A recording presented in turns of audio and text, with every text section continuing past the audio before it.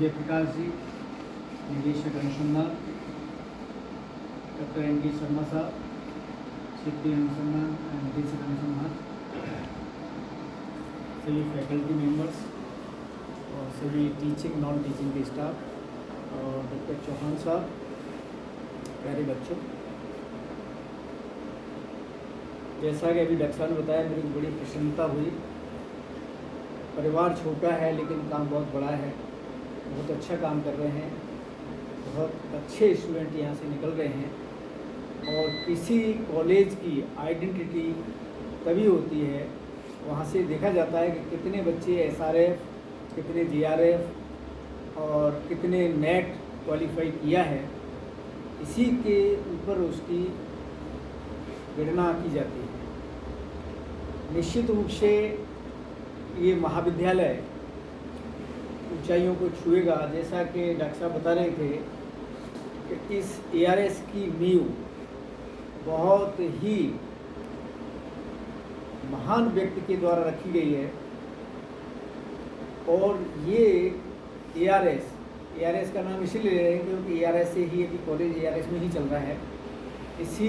इस एआरएस का नाम इंडिया में लिया जाता है।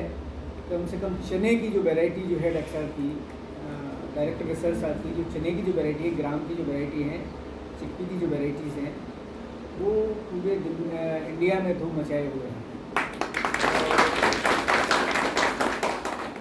ये बड़े खुशी की बात है कि जो ब्रीडर इंडेंट है वो डॉक्टर साहब को सबसे ज़्यादा मिल रहा है और उससे विश्वविद्यालय की रेवेन्यू भी हो रही है।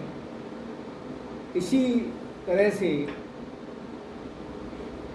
ये कृषि महाविद्यालय आगे काम करता रहेगा। और मैं डीन साहब से आग्रह करूंगा कि बच्चों के लिए जितना भी आप कर सकते हैं, स्टाफ तो कम है, इसमें कोई दो राय नहीं है, लेकिन उसके लिए हम सोच रहे हैं बहुत जल्दी से जल्दी आपकी इस समस्या का समाधान करेंगे। लेकिन जितना अच्छा हो सके उतना अच्छा करें। और विशेष रूप से अगर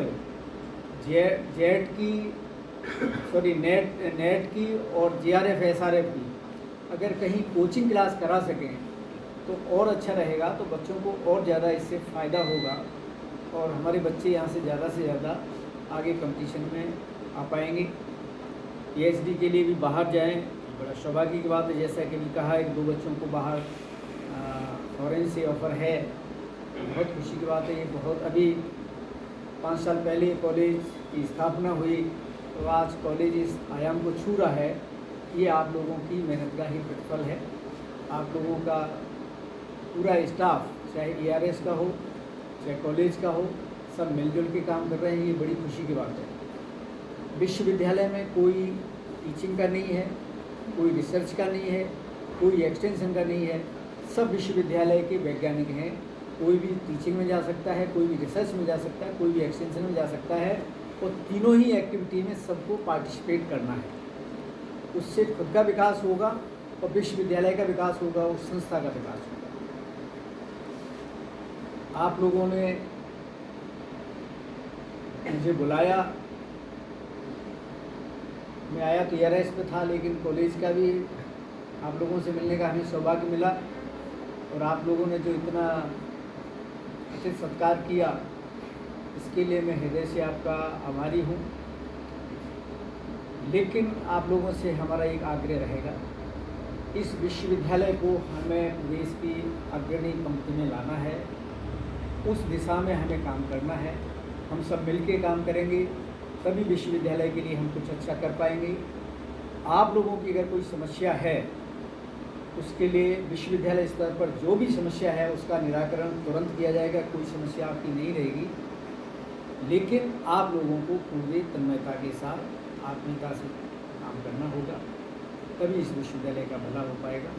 और हमारे छात्र ज़्यादा से ज़्यादा बाहर जाएं, ये हम आप लोगों से आशा करते हैं। और वो आपकी मेहनत के आधार पर ही निर्भर है। आप कितनी मेहनत कर रहे हैं, विद्यार्थियों के साथ कितने लगन से जुड़े हुए हैं।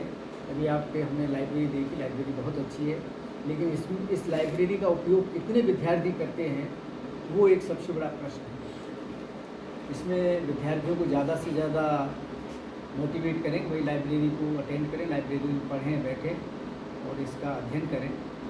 आपके यहाँ शायद अभी हॉस्टल की व्यवस्था नहीं है, तो उसके लिए भी देखते हैं कैसे क्या होता है, क्योंकि हॉस्टल तो ज़रूरी है, बिना हॉस्टल के तो बच्चों को इधर उधर आना जाना पड़ता है। तो उसमें देखते हैं कैसे क्या व्यवस्था हो सकती है, और आप लोग पूरे मनोयोग से काम करेंगे, ऐसी हम अपेक्षा करते हैं। बहुत बहुत